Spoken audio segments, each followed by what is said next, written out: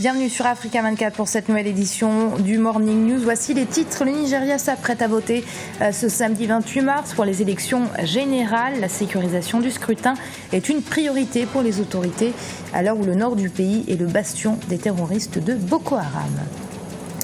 L'opposition guinéenne appelle à manifester contre le calendrier électoral. Elle exige l'organisation du scrutin local avant l'élection présidentielle. Et les activités commerciales du Liberia reprennent peu à peu après avoir été paralysées par l'épidémie d'Ebola. Le point dans cette édition.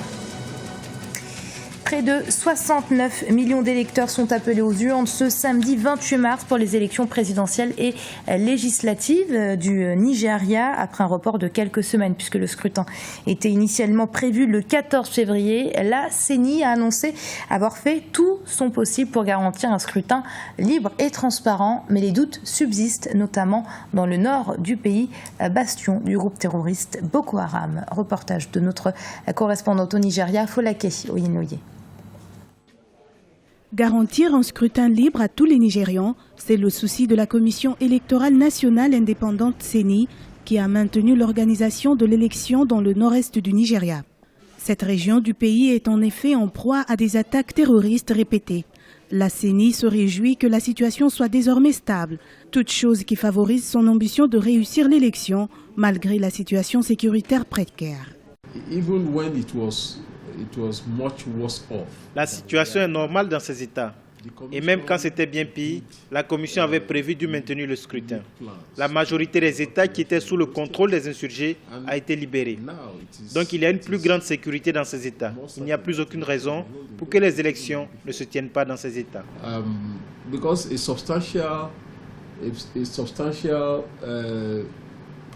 La CENI rassure les Nigérians de faire tout son possible pour une élection générale réussie. Tout est prêt en termes de logistique et de main-d'œuvre, selon l'institution. Seule question, quel est le sort réservé aux personnes déplacées par les violences du groupe islamiste Boko Haram? Il n'est pas très certain que les personnes déplacées seront de retour dans leur communauté. Vous savez, même s'ils reviennent, les aménagements ont déjà été faits. Les bureaux de vote et les structures électorales ont été désignés comme dans tous les autres États. S'ils reviennent dans leur communauté d'origine, les élections auront lieu. Mais s'ils ne reviennent pas, la commission électorale organisera malgré tout les élections sur la base de la méthodologie qui a été conçue.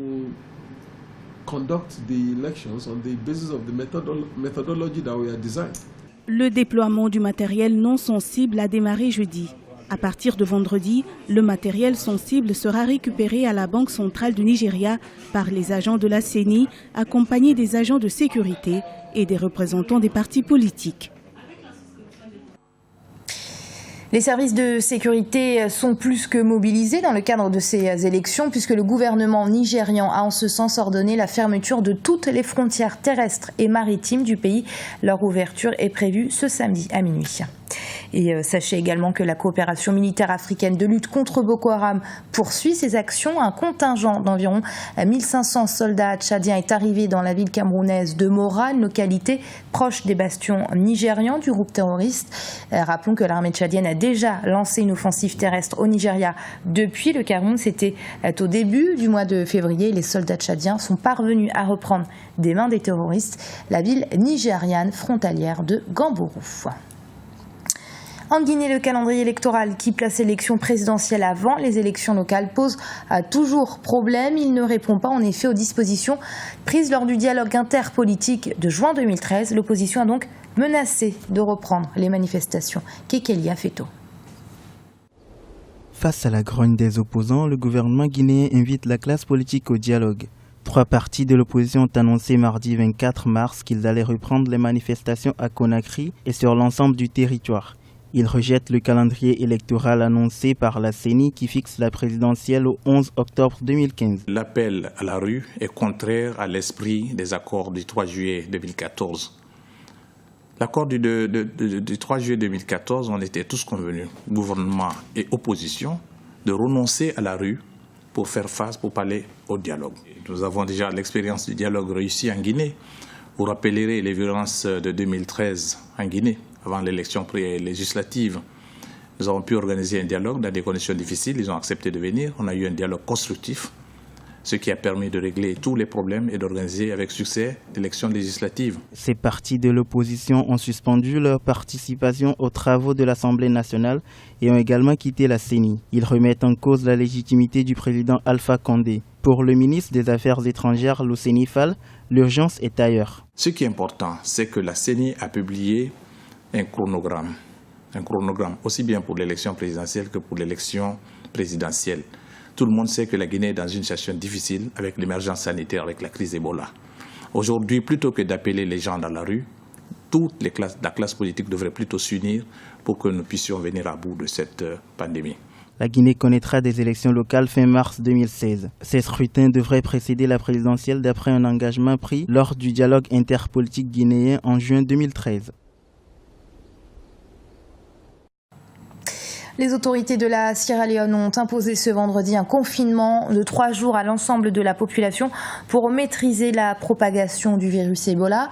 Une opération qui permettra aux bénévoles de santé de faire le tour des maisons à la recherche de malades non déclarés et de rappeler les mesures à prendre pour mettre un terme à la chaîne de propagation, puisque malgré les progrès enregistrés dans la lutte contre l'épidémie, de nouveaux cas sont enregistrés chaque semaine en Sierra Leone.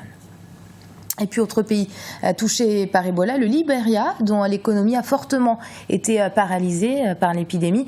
Aujourd'hui, les activités commerciales reprennent timidement. Christelle Dayambaya. Au Libéria, plus d'1 an après l'apparition du premier cas de personnes infectées du virus Ebola, l'économie nationale se relève peu à peu. La réouverture de la frontière a causé un impact immédiat, à la fois en ce qui concerne les moyens de subsistance et l'approvisionnement en produits alimentaires. Suite à l'ouverture des frontières terrestres, certaines personnes ont essayé de voyager par voie terrestre pour s'approvisionner.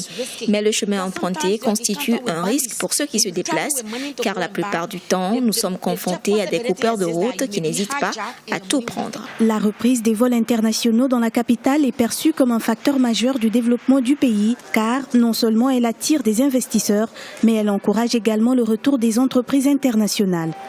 Au port de la capitale Monrovia, les activités commerciales reprennent lentement.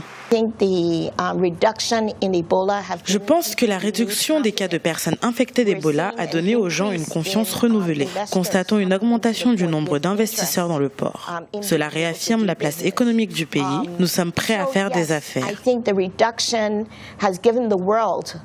Le Libéria devrait enregistrer une croissance de 3% en 2015, ce qui représente moins de la moitié des prévisions avant l'apparition du virus Ebola. Un manque à gagner de près de 200 millions de dollars.